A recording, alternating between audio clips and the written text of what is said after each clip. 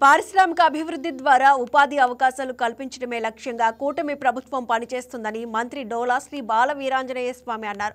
విశాఖపట్నం జిల్లా Pedagantyada APIIC industrial పార్కులో నిర్మించిన వివిధ పారిశ్రామిక సముదాయాలను వర్చువల్ విధానంలో ముఖ్యమంత్రి నారా చంద్రబాబు నాయుడు ప్రారంభించారు. ఈ కార్యక్రమంలో ముఖ్య అతిథులుగా జిల్లా ఇన్ఛార్జ్ మంత్రి డోలా శ్రీ బాల వీరాంజనేయ స్వామి, మంత్రి వాసంశెట్టి సుభాష్ పాల్గొన్నారు.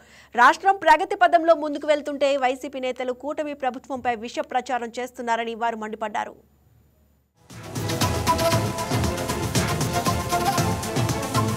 రాష్ట్ర వ్యాప్తంగా ఈ రోజున 47 ఎంఎస్ఎంఈ పార్కులకి శంకుస్థాపనలో ప్రారంభోత్సవం చేయడం ఒక చరిత్ర.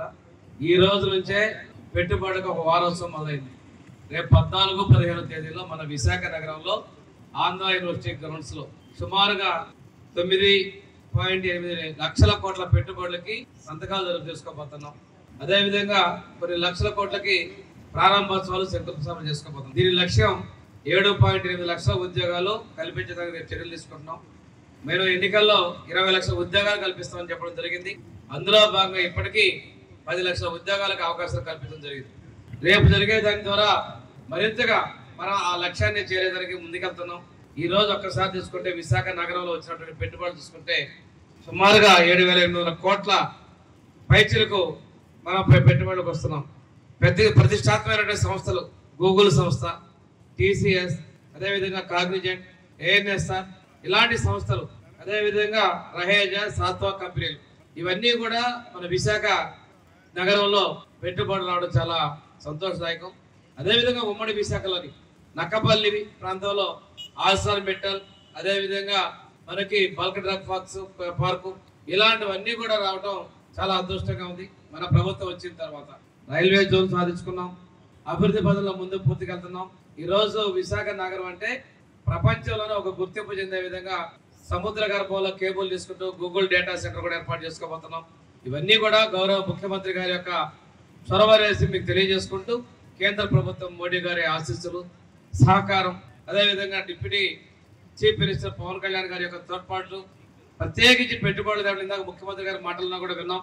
గ్రామాల్లో 52% ఉంది. మరి మన నారా చంద్రబాబు నాయుడు గారు ఈ స్వర్ణాంధ్ర 2047లో భాగంగా 80% మహిళా కార్మికులను ప్రోత్సహించాలి. ప్రతి ఇంటికి ప్రతి మహిళ ఉద్యోగ అవకాశాల నుంచి, ఉద్యోగం చేసుకునే పరిస్థితి నుంచి ఉద్యోగాలు ఇచ్చే పరిస్థితిలోకి రావాలని చెప్పి నిరంతరం కృషి చేస్తూ ఉన్నారు.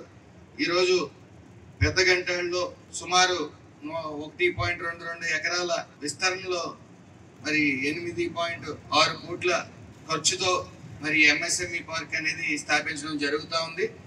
అలాగే గుర్రంపాలెంలో ఈరోజు జేకే ఇన్ఫ్రా ప్రైవేట్ లిమిటెడ్ వారు సుమారు 238 కోట్ల బడ్జెట్తో ఈ యొక్క సుమారు 160 ఫ్లాట్లు అందుబాటులో ఉంచే విధంగా వాళ్ళు ముందుకు రావడం, ఈరోజు శంకుస్థాపన చేసుకోవడం కూడా జరుగుతూ ఉంది. ముఖ్యంగా గత 5 ఏళ్ల ప్రభుత్వంలో ఎక్కడా కూడా ప్రతి చోట కూడా నిరుద్యోగ సమస్య, ముఖ్యంగా గ్రామాలు వదిలి వేరే రాష్ట్రాలకు వెళ్ళిపోయే పరిస్థితి, అది నివారించడానికి నారా చంద్రబాబు నాయుడు గారు, పవన్ కళ్యాణ్ గారు, లోకేష్ గారు నిరంతరం కృషి చేస్తూ ఈరోజు వెల్లువలో పెట్టుబడులు వస్తూ ఉన్నాయంటే దానికి కారణం విజనరీ ఉన్న నాయకుడు నారా చంద్రబాబు నాయుడు గారి మీద నమ్మకంతో అని తెలియజేస్తా.